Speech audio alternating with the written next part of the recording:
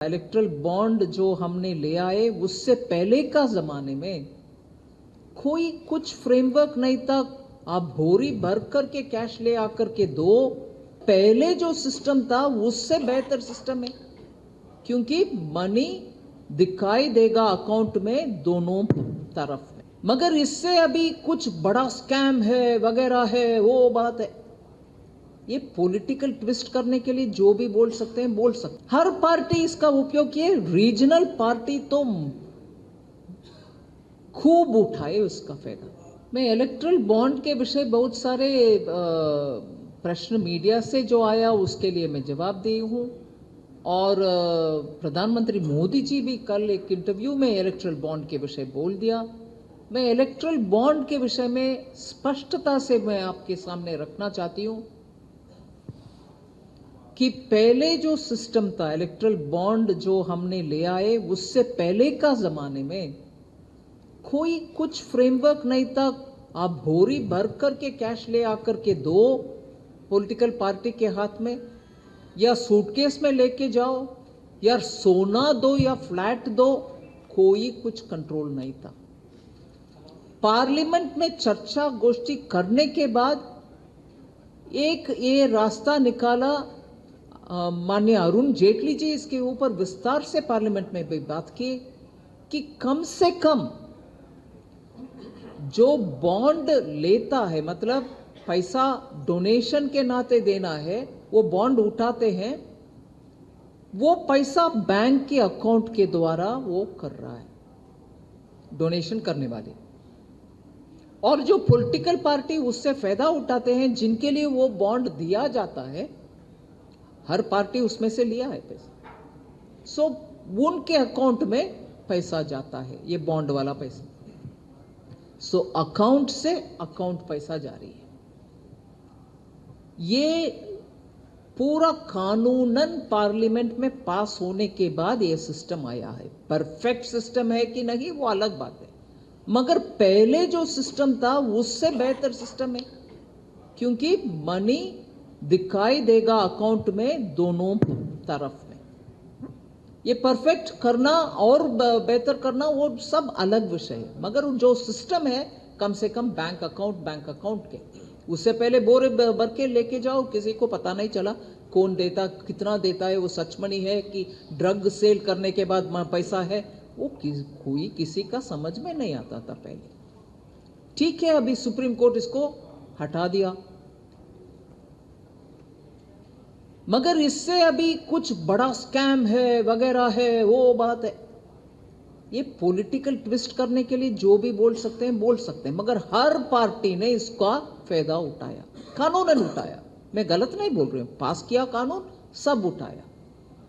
अभी जब supreme court इसको निकाल दिया, खारिज कर दिया, नहीं सिर्फ बीजेपी गलत है। अरे भैया, स्टेट में जो पार्टीज हैं उनको पॉलिटिकली उनका खर्च के लिए 100 रुपया टोटली लिए, तो 90 रुपया उस 100 में से बॉन्ड के द्वारा आया। हर पार्टी इसका उपयोग किए। रीजनल पार्टी तो खूब उठाए उसका फायदा। सो अभी कौन किसका गलत बोल रहा है? कानूनन जो था उस समय उसको सब उपयोग किए। इसको स्कैम बोलने वाले प्लीज सोच लेना। इलेक्टोरल बॉन्ड के उजागर होने पर 3-4 बातें सामने आई है। एक तो उन्होंने गौ मांस निर्यात करने वाली कंपनियों से भी चंदा लिया, नंबर 1। उन्होंने जो लोग नकली दवाइयां बना रहे थे उनको भी पहले गिरफ्तार किया और फिर पैसा लेकर, इलेक्टोरल बॉन्ड लेकर उन्हें छोड़ दिया। तीसरी बात, अनेक लगभग 300 प्रकरण ऐसे हैं जहां उन्होंने ईडी, आईटी, सीबीआई पर छापा डलवाया कंपनी पर, उनसे पैसे लिए इलेक्टोरल बॉन्ड के और छोड़ दिया। अब इन सारे प्रमाण को आप क्या कहेंगे? ये सारे प्रमाण वो हैं कि लोगों की गर्दन दबाकर, उनके कान ऐंठकर इन्होंने पैसा वसूली की है, एक्सटॉर्शन किया है, जबरिया वसूली की है।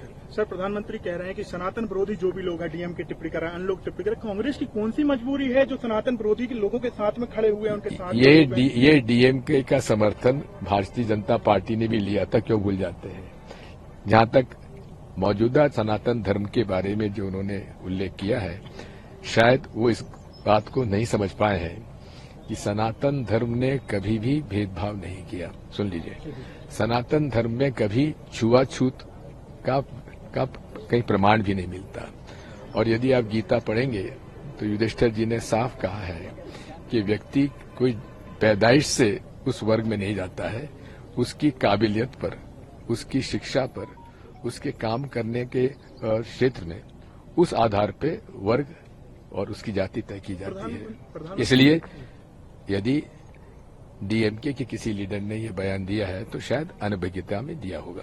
सर, प्रधानमंत्री राहुल गांधी को लेकर भी कह रहे हैं कि जो कह रहे हैं एक झटके में गरीबी मिटा देंगे। बोले 5 से 6 दशक इनकी सरकार रही, ये लोग रहे, जब नहीं मिटा। क्या बोल रहे हैं, कुछ समझ में नहीं आ रहा। हम वचनबद्ध हैं, हम बोल रहे हैं कि कौन सा नया गरीबी योजना, गरीबी मिटाने का निर्णय, कौन सी योजना वो लाए? नई।